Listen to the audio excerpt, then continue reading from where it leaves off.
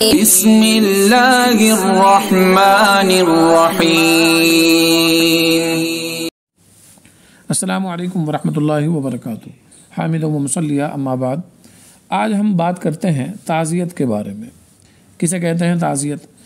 بعض لوگ تعزیت سمجھتے ہیں اظہار غم کرنے کو، اسی کی وجہ سے گھر والوں کو بجائے تسلی دینے کے الٹا انہیں صدمہ یاد دلا دیتے ہیں اور ان کا غم بڑھا دیتے ہیں۔ حقیقت میں تعزیت کے صحیح معنی تسلی دینے کے ہیں، لہذا ہر وہ طریقہ اختیار کرنا جس سے غم زدہ افراد کی ڈھارس بندھے، انہیں حوصلہ ملے، یہ تعزیت کہلاتا ہے، جس سے ان کی صدمے کی شدت کم ہو جائے۔ یہ ثواب کا کام ہے۔ رسول اکرم صلی اللہ علیہ وسلم نے ارشاد فرمایا کہ من عزا مصابا فلہ مثل اجرہ، جو شخص کسی مصیبت زدہ کی تعزیت کرے یعنی اسے تسلی دے، اسے اتنا ہی ثواب ملے گا جتنا اس مصیبت زدہ کو اس مصیبت پر صبر کرنے کا ملتا ہے۔ اس حدیث شریف سے پتہ چلتا ہے کہ تعزیت صرف انتقال کے موقع پر خاص نہیں، بلکہ ہر مصیبت زدہ کو تسلی کے کلمات کہلانا یا بتانا، اس کو کہنا، یہ سب تعزیت کہلاتا ہے۔ اچھا، تعزیت کریں کیسے؟ اس کی مختلف صورتیں ہیں۔ نمبر 1، میت کے لواحقین کے گھر جانا۔ کسی کا انتقال ہوا ہے تو اس کے گھر جائیں، اس کے پاس بیٹھیں، کچھ عمدہ باتیں اس کو کہیں۔ دوسری چیز ہے جنازے میں شرکت کرنا، یہ بھی تعزیت کا حصہ ہے۔ تیسری چیز ہے تجہیز و تکفین یا تدفین میں شریک ہونا، کفن دینے میں اور دفن کرنے میں، وہاں پر شرکت، یہ بھی تعزیت کا ایک حصہ ہے۔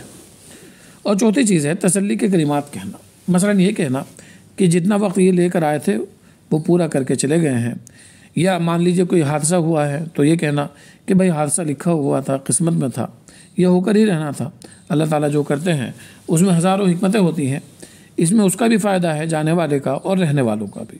ہماری ذمہ داری صبر ہے، ہمیں صبر ہی کا حکم دیا گیا ہے۔ اللہ تعالیٰ بندے میں خواہ کیسا ہی ناگوار تصرف کریں، بندے کو دل و جان سے راضی رہنا فرض ہے، یہ اس کی ذمہ داری ہے۔ گویا کہ اللہ تعالیٰ کے ہر فیصلے پر رضا، یہ شریعت میں مطلوب ہے، جس کو ہم کہہ سکتے ہیں کہ رضا بالقضاء، یہ مومن کی علامت ہے، مومن کا شعار ہے، اس کی پہچان ہے۔ نماز جنازہ میں شرکت کا ثواب۔ نماز جنازہ میں بہت سے لوگ رسماً شریک ہوتے ہیں، بسا اوقات نماز جنازہ کا صحیح طریقہ بھی نہیں آتا جو ذرا سی توجہ سے سیکھا جا سکتا ہے۔ بہرحال رسم کی پابندی کے بجائے اللہ تعالیٰ کی رضا کی نیت کر لیں گے تو یقیناً ثواب ملے گا۔ بخاری، مسلم، ترمذی وغیرہ کی حدیث ہے کہ جو شخص نماز جنازہ پڑھے اس کو 1 قرات ملے گا۔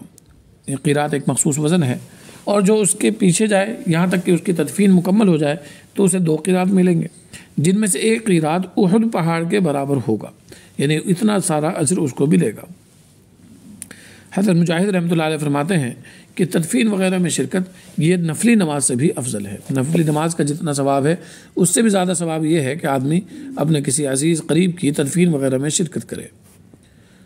اللہ تعالی ہمیں ان تمام باتوں پر عمل کی توفیق عطا فرمائے۔